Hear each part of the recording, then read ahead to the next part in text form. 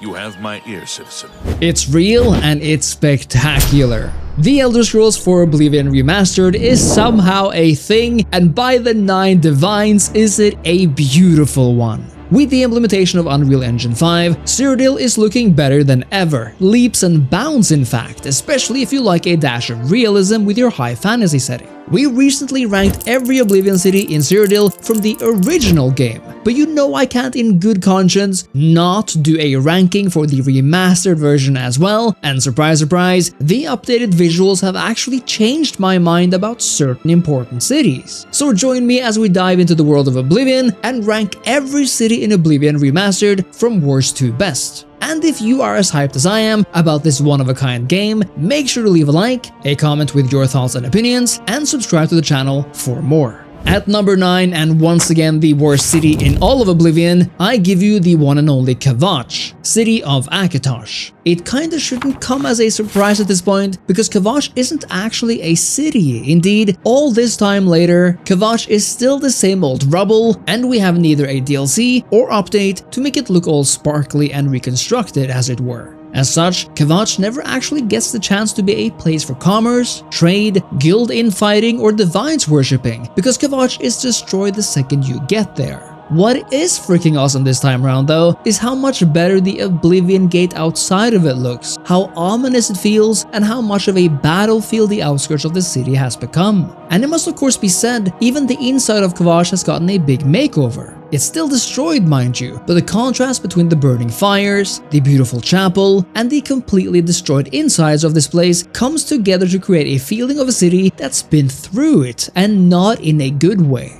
I still desperately wish we could have gotten a DLC or update which allowed for the rebuilding of Kavage, because its location on top of a hill and its size, which honestly looks to be fairly large, with a massive castle across a moat, is in itself awesome. The quest involving being in Kavage is as it's always been, of course, but now your merry men look better fighting than they ever did, adding to the feeling of retaking a city post-siege. Once again though, because it is a ruin, it's neither got shops or really anything else to do here other than the main quests, and it's also left with dungeon-like music, which doesn't exactly make for a pleasant atmosphere. And so, because of its grey, ruinous aesthetic, Kavage lands at spot number 9 as the worst city in all of Cyrodiil, 2 videos and 19 years in a row. Number 8, and I hate to say this, but I'm going to have to listen to my heart and once more call it for Braville. But before I talk about why this city lands at 8, I want to say a few words from our sponsor, Count Regulus Terentius. Regulus Terentius, Count Braville. Good of you to introduce yourself, stranger, but no point really. You see, Braville's perhaps the city on this list, which I feel has received the biggest facelift compared to how badly I thought it looked before. Because now, you can actually argue that there is a certain hobo chic style to the entire city. Sure, its wooden houses are run down, but at least they look so succulent now, sporting a proper brown color. Braville almost comes across as naturey now, seeing as its lack of proper development leaves room for patches of grass and trees to make themselves known.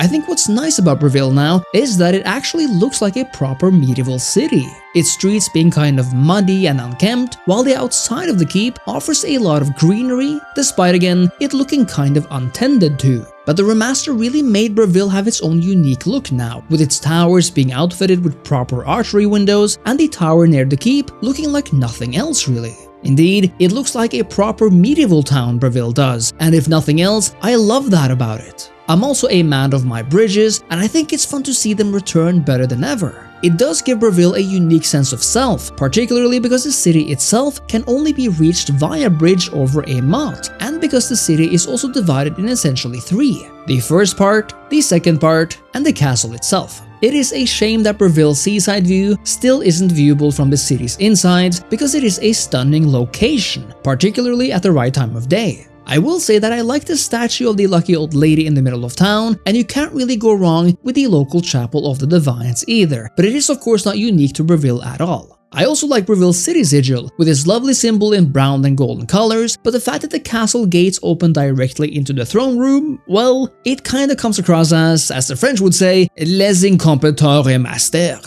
And I mean, Count Regulus doesn't exactly come across as the wisest count in the realm either. For all of these reasons, despite its remastered shine and the fact that it feels more like a pit stop on the way to Leoin, Braville earned spot number 8 as the second worst city of them all. At spot number 7, I must apologize once more to the Leoin fans because it remains on spot number 7. Thing is though, whereas I used to feel like Leoin truly deserved number 7, it almost pains me to put it there again. It is an absolutely drop-dead gorgeous city, basking in the sunlight and offering up one of the best looking and more pristine looking mansions in the game. Whether we're talking the largest of the Fighters or Mages Guild, or just some random house, you're not going to feel like Leoin is ever a town that doesn't sport the best. Tucked away in the southernmost part of the province, it feels cozy in its foresty location. On the other hand, I find that with the remastered visuals, while the city undoubtedly looks better than ever, it has actually lost just a bit of its uniqueness. Its red, green, and yellow painted mansions are no longer as strongly colored, meaning that the wholly unique look the city had has faded to an extent. That doesn't mean it's gone. In fact, I love Leoin more than I ever did before, but some of that striking color identity is now a tad more washed out than it was before. That being said, whether it's basking in the sun, its many large green trees, or its castle, also decorated with greenery, both botanical and humanoid, Are you the Count?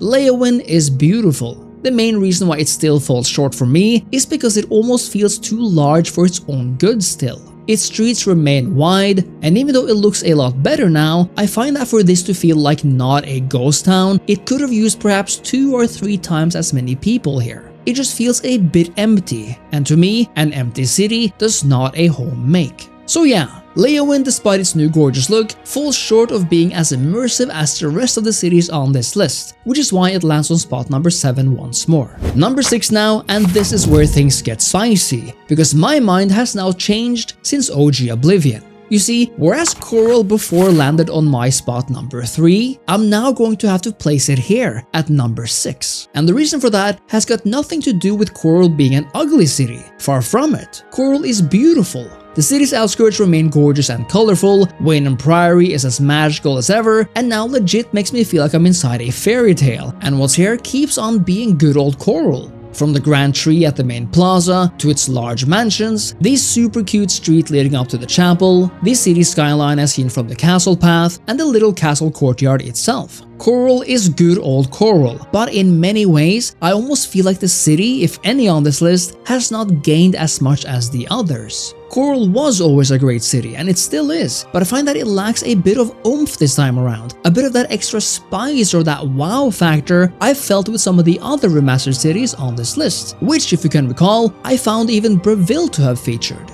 In this way then, Coral remains a great city and is more beautiful than ever to boot, but it hasn't gained as much as the following cities on this list, and therefore lands at spot number 6 for Oblivion Remastered. At number 5, we have another change up, and this one is as drastic as the last, with the city of Skinr coming in at number 5. And this was previously my number 2, by the way.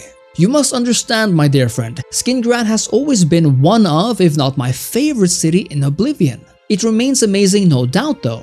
Skinr is arguably the most highly developed of the cities in Cyrodiil, being entirely built out of brick and mortar with fully paved streets, stone mansions, gorgeously picturesque city streets, some just incredibly cute, and with a 2-part city connected by bridges, despite there being no river running below them. I love the red maple trees by the city chapel, and the city sports a bunch of fun missions, including one with a particularly famous creep. Yes, we can't talk here. Too public. Meet me behind the great chapel at midnight. Don't let anyone follow you. I'll make it worth your while. The vineyard outside the city looks better than ever to be sure, and on the opposite side of the city, the castle rests atop a freaking cliff and across a bridge that's always lit. You can even see Kavage from there, and once inside the castle, you're met with the game's most beautiful courtyard ever, as large as it is prestigious. In so many ways then, Skinr remains beautiful Skinr, even more so than before in fact. On the other hand, Skinr was probably the city in Oblivion that best fit that game's original visuals, taking advantage of looking as stony and parallaxy as it did. It didn't have to render a bunch of rather complex hanging trees, water, grass or dirt, which is also why the city now, as beautiful as it can look, has lost some of its striking visuals in comparison to the rest. It is still a towering citadel-like city that is as epic as they come, but when we are talking about the absolute best cities, Skinr is no longer number 2, but rather number 5. Oh, I'm also not the biggest fan of the pink guard uniforms, as I seem to remember those being a lot more plain red before. At number 4, and we are turning up the heat here with the cold Nordic city of Bruma. Bruma was always beautiful, particularly because it was the only city where it actually snows most of the time. Just like before, Bruma is as beautiful in the snow as it is in the sunlight, and I have to say that Bruma has never looked this good, whether in the snow or again, the sunlight. I love that Bruma retains the imperial provincial identity with the grand chapel in the middle of the city, alongside those massive imperial walls. But what makes Bruma truly home is the clear Nord influence of the brown, culturally distinct houses. Whether the intricate carvings on the house pillars or the rooftops themselves, Bruma is simply one of a kind in Cyrodiil, and that'll never change. I'm also a fan of Bruma's unique city layout, as it's kind of circle-shaped with its center sporting the aforementioned chapel. One thing that makes Bruma even better this time around is the fact that the city can actually be rendered properly when looking at it from the outside, and seeing as we are in the mountains, Bruma is all about the vistas. From the mighty Cloud Ruler Temple just outside the city, you can see the entire city now, a mysterious tower atop the mountain, and the Imperial City's white gold tower, all in the same beautiful shot. And moving just south of the city, even closer than before, the Imperial City itself can be seen from even further away, looking as beautiful as ever. It's all part of Bruma's charm, of course, the fact that both the city and its surrounding views are one of a kind. The only reason Bruma doesn't make it further up this list is because I find that there isn't more here to truly push it further up. The city is rather plain after all, and with little that truly stands out, and with little color except for grey, white or brown, it's not the most versatile of cities. Nevertheless, Bruma makes it to a very strong spot number 4 on this list. We are at the final 3 now, and we're sporting 2 cities that did not make it this far at all last time, beginning with Chadenhal. Now this actually shocked me, because in OG Oblivion, I found Chadenhal to not really live up to its ambitious design. I hated how the visuals never managed to accurately portray willow trees. I found the city's purple rooftops to not be as gorgeous as they probably wanted to be, and generally, the city just didn't capture my imagination as much as I would have liked. But all that changes in Oblivion Remastered, because it just does. Chadenhal is now absolutely beautiful. Its purple, pointy rooftops bask in the moon and sunlight like never before, giving entirely new light to its streets, especially in the market and guild districts by the city walls. But there is more to the city, of course, as moving down to the river offers up these beautifully decorated bridges. Moving by the chapel, and we're suddenly in the seemingly most serene of places, and the square in front, surrounded by its mansions, has never looked this ethereal. I mean, butterflies everywhere, flowers dancing down the walls, willow trees finally looking juicy AF in Oblivion, a river running through the entire city, mountains just outside. Chadenhal is just fantastic now, an absolute marvel of a city, and a solid and complete upgrade from OG Oblivion. The only downside to Chadenhal is that its castle is rather unremarkable, even though it has trees inside, which is a nice detail, and I kind of don't know how to feel about the new Dark Brotherhood entrance, which has completely lost the plot in terms of that red ominous look. I get that they're going for a more realistic vibe here, but still, it's a bit of a shame in some ways. That is of course nitpicky in the grand scheme of things though, and Chadenhal absolutely and finally deserves the bronze medal and spot number 3 for the 3rd best city in all of Oblivion. The 2nd best city in the game for spot number 2 now goes to Anvil. And you know, Virtue Studios gave me exactly what I wanted out of Anvil, a revamp that looks realistic and stylized and nothing more. Because Anvil's original design was great, it was just that the visuals of 2006, in my opinion, didn't manage to do that vision justice. But now, that sun-kissed Spanish-like coast city of Anvil comes out like never before and looks absolutely stunning. The thing about Anvil is that it is for all intents and purposes a city not just in 2 but in 3 individual parts. The inner city behind the gates, sporting a gorgeous tree in the middle of town square, a massive chapel which looks upon a small and beautifully pillared walkway just in front of it, and a picturesque street with the city's mansions lined all the way down. And no matter which of these you're looking at, they're all just as beautiful. I mean, I literally cannot get enough. The second part of town is that beautiful seaside port just outside the gates. This is Anvil as we know it, but now more stunning and striking than ever. I absolutely love that the city is painted in this golden, almost brownish light now, telling us that Anvil is a warm and inviting place. This is where we find the pier, which I just love walking on because of the sounds it makes. That one-of-a-kind lighthouse, the ships docked, and the sea itself. But what truly makes Anvil for me are the completely new sounds. I mean, just listen to the crickets and the sounds of nature.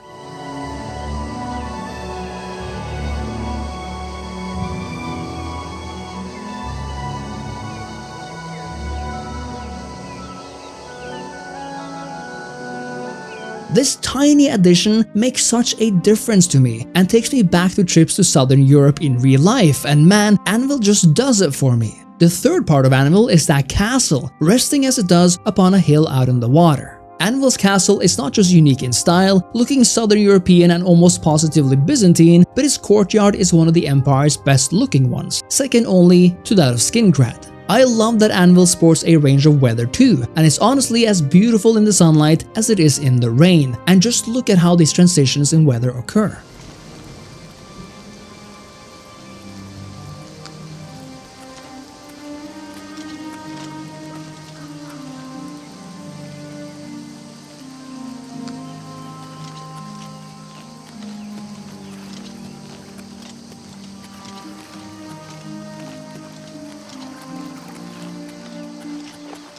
Afternoon.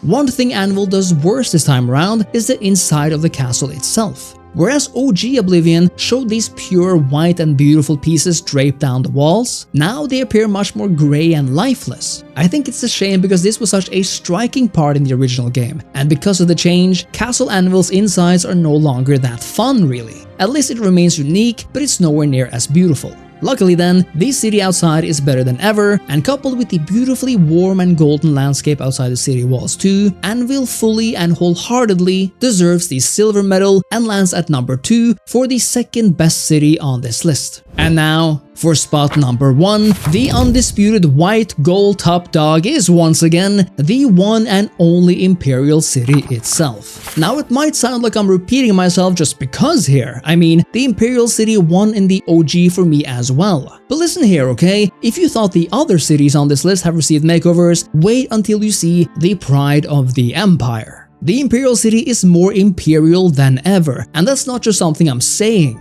The second I walked into this place again, the market district in particular, my jaw dropped. Now it is fair to say that much like Skinr, the Imperial City can be quite grey. I mean, it is a city largely made of brick and marble, I guess, with paved streets and stone buildings as far as the eye can see. But thing is, it's just never looked this good. With the white gold tower always present over the rooftops, with the red Imperial banners flying high in the wind, with fiery torches lighting up a dark evening, or a quiet morning in the Green Emperor's Way cemeteries, there is just nothing like the Imperial City, and there never has been.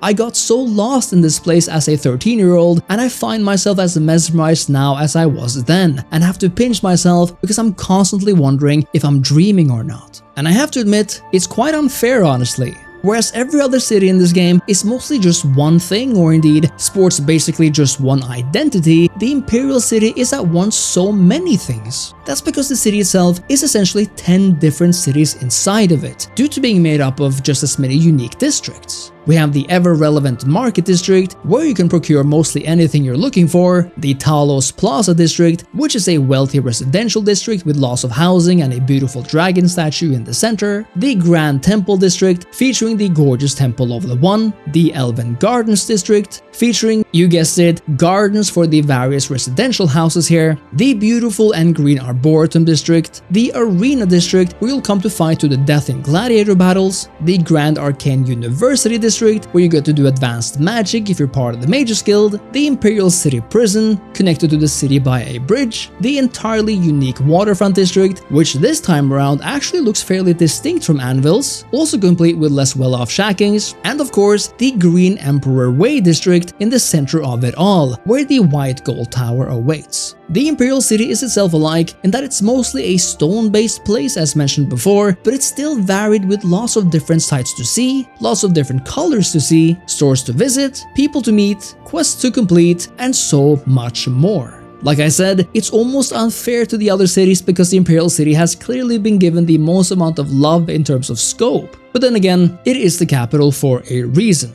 I mean, whether in the sunlight, the moonlight, or indeed in pouring rain, there's absolutely no part of the Imperial City which could not have been a postcard. And honestly, if it wasn't already the coolest city in all of the Elder Scrolls universe, it certainly is now, and for good reason. This is an absolute stunning achievement and a marvel in city design. As such, the Imperial City earns gold and the top spot as the best city in the Elder Scrolls 4 Oblivion Remastered, and has single-handedly brought me back almost 20 years and returned to me that childlike feeling of exploring a massive, realistic-looking and yet oh so fantastical city all over again. And that was my ranking of the worst and best cities in Oblivion Remastered, and what a journey it has been. But now it's your turn to let me know if you agree or disagree with me and tell me what your list looks like. And so, if you enjoyed what you saw and want to see more videos like this, make sure to leave a like, a comment down below with your thoughts, and subscribe to the channel. It really means a lot. Thank you so much for watching, and I'll see you next time.